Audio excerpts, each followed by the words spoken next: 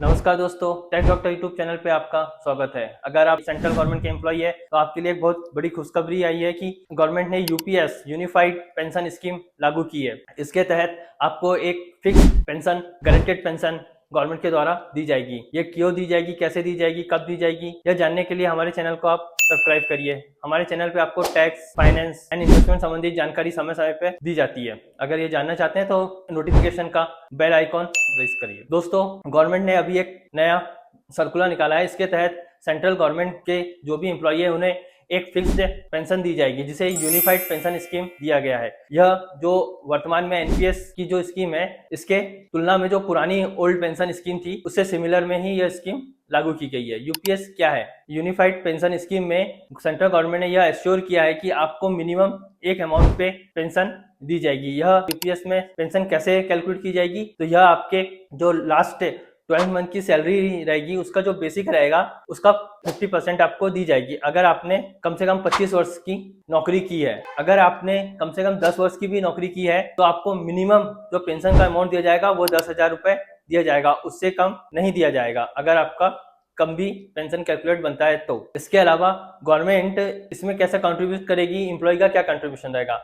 तो जैसे एनपीएस में पहले 10% एम्प्लॉय का कंट्रीब्यूशन रहता था और 14 पॉइंट समथिंग गवर्नमेंट का कंट्रीब्यूशन रहता था। अभी जो यूपीएस नई स्कीम है, इसमें 10% एम्प्लॉय का कंट्रीब्यूशन रहेगा और गवर्नमेंट ने इसमें अपना कंट्रीब्यूशन को इंक्रीज किया, या 18.5% तक किया है। इसके अलावा अगर आपकी महंगाई बढ़ती है तो इसके हिसाब से, जैसे सैलरी में महंगाई बढ़ती है तो डीएनएस अलाउंसेस दिया जाता है, वैसे ही पेंशन में महंगाई के हिसाब से आपकी पेंशन में डीएनएस अलाउंसेस भी ऐड किया जाएगा। यह कंज्यूमर इंडेक्सन के हिसाब से जो रेट रहेगा उसके हिसाब से आपकी डीएनएस अलाउंसेस को कैलकुलेट किया जाएगा। यह भी मिनिमम आपकी जो पेंशन रहेगी उसका 50% रहेगा ही।